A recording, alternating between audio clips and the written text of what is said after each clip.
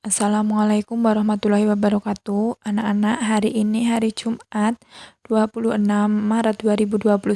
Kita kembali lagi di pembelajaran tematik 3G, subtema 3 tentang perkembangan teknologi komunikasi pembelajaran 5 dan 6 pada halaman 81 sampai dengan halaman 88.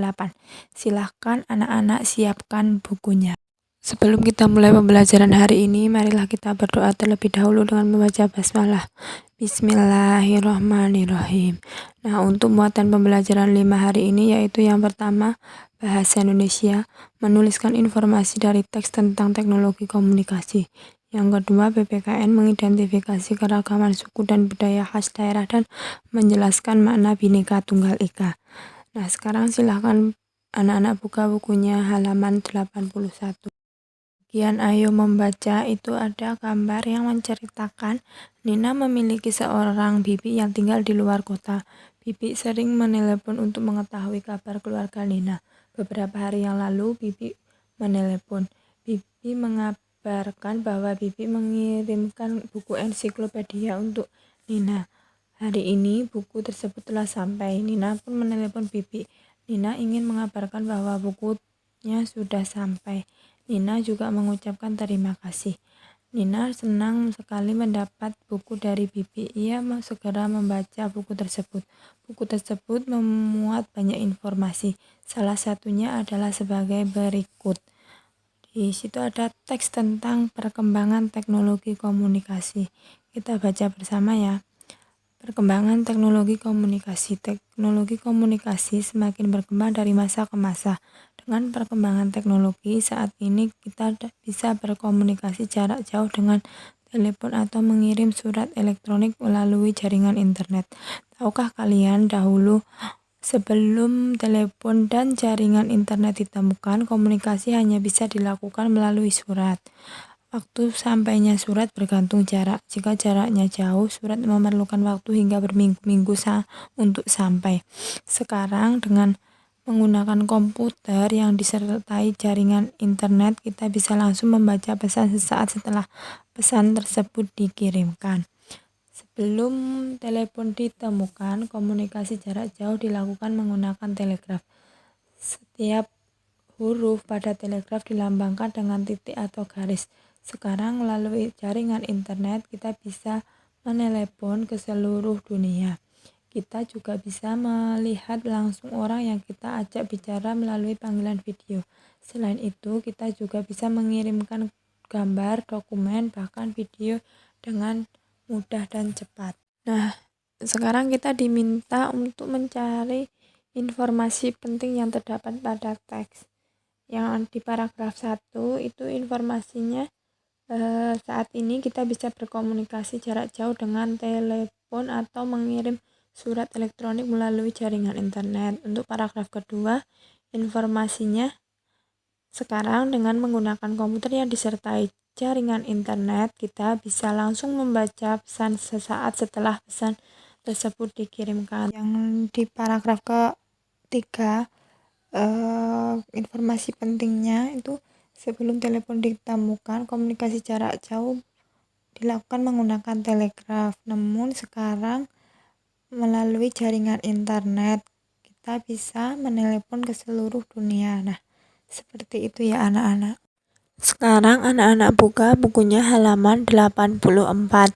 Di situ di bagian bawah ada gambar rumah adat, pakaian adat, dan dari daerah yang berasal dari Jawa. Nah, di Indonesia itu memiliki keragaman suku bangsa. Selain suku bangsa, di Indonesia juga terdapat beragam kebudayaan. Ragam budaya tersebut tampak dari perbedaan adat dan kebiasaan. Meskipun terdapat keragaman di Indonesia, terdapat dasar negara yang mengatur agar kerukunan tetap terjaga. Meskipun memiliki adat istiadat yang berbeda, hendaknya kita saling menghargai untuk mempertahankan persatuan. Sesuai dengan sila ketiga Pancasila yang berbunyi Persatuan Indonesia. Sikap bersatu juga sesuai dengan semboyan bangsa Indonesia, yaitu Bhinneka Tunggal Ika, yang berarti berbeda-beda tetapi tetap satu juga. Nah, diingat-ingat ya nak, sikap bersatu itu sesuai dengan sila Pancasila yang ketiga dan sesuai dengan semboyan bangsa, yaitu Bhinneka Tunggal Ika, yang berarti berbeda-beda tetapi tetap satu juga. Selanjutnya di bagian bawah itu ada coba cari tahu mengenai keragaman suku dan adat istiadat di teman-temanmu. Nah, misalnya suku yang ada di Kalimantan itu ada suku Dayak, suku Banjar, suku Berau, terus suku Tidung, dan masih banyak lagi ya nak. Kemudian untuk adat istiadat itu apa? Adat istiadat itu kebiasaan yang dilakukan masyarakat secara turun-temurun. Nah, untuk contoh adat istiadat yang ada di Pulau Kalimantan itu ada yang pertama upacara Nabe Rao atau upacara tanam padi. Yang kedua upacara Rao atau upacara sebagai wujud rasa syukur karena telah panen padi. Terus yang ketiga upacara ngehawa atau upacara pernikahan, dan masih banyak lagi ya anak-anak. Nah, tentunya adat istiadat dan suku itu terdapat perbedaan. Nah, kita harus bagaimana kalau terdapat perbedaan suku dan adat istiadat itu, kita harus saling menghargai untuk mempertahankan persatuan sesuai dengan sila yang ketiga Pancasila dan sesuai dengan semboyan bangsa Indonesia, yaitu Bhinneka Tunggal Ika, yang berarti berbeda-beda tetapi tetap satu juga. Nah, seperti itu ya anak-anak, semoga anak-anak paham. Selanjutnya kita memasuki pembelajaran 6. Nah, untuk muatan pembelajaran 6 itu yang pertama bahasa Indonesia, menuliskan informasi dari paragraf dalam teks tentang teknologi komunikasi. Yang kedua PPKN, menjelaskan cara menghargai adanya keragaman pendapat terhadap perkembangan teknologi komunikasi. Nah, silahkan anak-anak buka bukunya halaman 86. Di bagian ayo mengamati itu coba anak-anak amati benda manakah yang merupakan alat komunikasi modern. Di situ ada 3 benda, ada telepon genggam yang dibawa ibu, terus yang dipakai ayah itu laptop, dan ada yang di meja itu telepon rumah. Nah, manakah yang merupakan alat komunikasi modern? Yaitu yang pertama telepon genggam, yang kedua ada laptop. Nah, kalau telepon rumah itu bukan ya nak. Selanjutnya bagian ayo membaca, kita mau mengetahui maksud dari media sosial itu apa, kita baca bersama ya nak. Media sosial saat ini teknologi berkembang dengan sangat cepat. Salah satunya adalah perkembangan teknologi komunikasi. Alat komunikasi diperlukan untuk menyampaikan maksud dan pemikiran kita. Salah satu cara untuk berkomunikasi adalah menggunakan media sosial. Media sosial merupakan suatu wadah atau tempat untuk saling berkomunikasi dan saling bertukar pikiran. Melalui media sosial, kita dapat menyampaikan pikiran, berbagi pengalaman, mengirim pesan, foto, dan video kepada teman atau keluarga. Ada banyak jenis media sosial. Setiap jenis media sosial memiliki ciri masing-masing. Contoh media sosial yang pertama adalah blog pribadi. Pemilik blog dapat menulis hal tentang apapun.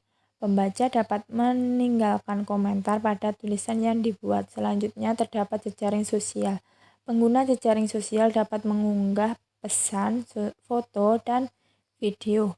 Pemilik media sosial dapat mengatur siapa yang dapat melihat unggahannya tersebut. Apakah dapat dilihat secara umum atau hanya dilihat oleh temannya saja. Media sosial memiliki peran yang penting. Media sosial dapat digunakan dalam menjalin hubungan dengan teman atau keluarga yang jarak jauh. Namun, pengguna media sosial harus berhati-hati membagikan informasi pribadinya. Untuk memiliki media sosial diberikan batasan umur.